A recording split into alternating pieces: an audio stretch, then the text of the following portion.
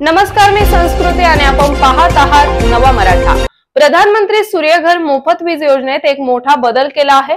आता या योजनेत समाविष्ट ग्राहकांवर संध्याकाळी 6 ते सकाळी 9 या कालावधीत वीज बिल आकारण्याच्या महावितरणच्या प्रस्तावामुळे या योजनेतील ग्राहकांमध्ये अस्वस्थता वाढली आहे। हा बदल लागू झाल्यास नवीन ग्राहक योजनेपासून दूर राहतील आणि परिणामी संपूर्ण योजना अपयशी ठरण्याची भीती महाराष्ट्र सोलर मॅन्युफॅक्चरर्स असोसिएशनने व्यक्त केली आहे। या संदर्भात मुख्यमंत्री देवेंद्र फडणवीस यांना निवेदन पाठवण्यात आले असून योजनेतील ग्राहकांवर कोणत्याही परिस्थितीत वीज बिलाचा भार टाकू नये अशी मागणी संघटनेने केली आहे। यासोबतच ग्राहकांचे हित जपण्यासाठी आयोगाच्या सुनावणीत ठोस भूमिका मांडण्याचा निर्णय संघटनेच्या जिल्हा पदाधिकाऱ्यांनी घेतला आहे। कारण राज्यातील वीज उत्पादन आणि मागणी यामध्ये अजूनही तफावत असल्याने प्रधानमंत्री सूर्यघर योजनेअंतर्गत 300 युनिट पर्यंत मोफत वीज पुरवण्याचा निर्णय घेण्यात आलाय। तसेच अतिरिक्त वीज आवश्यक असल्यास ग्राहकांनी ती खरेदी करावी असे धोरण आखण्यात आले आहे।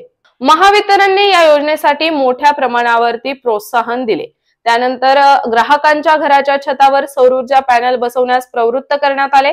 तसेच डीलर्सना उद्दिष्टे दिली गेली आणि गरजू ग्राहकांना राष्ट्रीयकृत बँकांकडून कर्ज मिळवून देण्यात आले।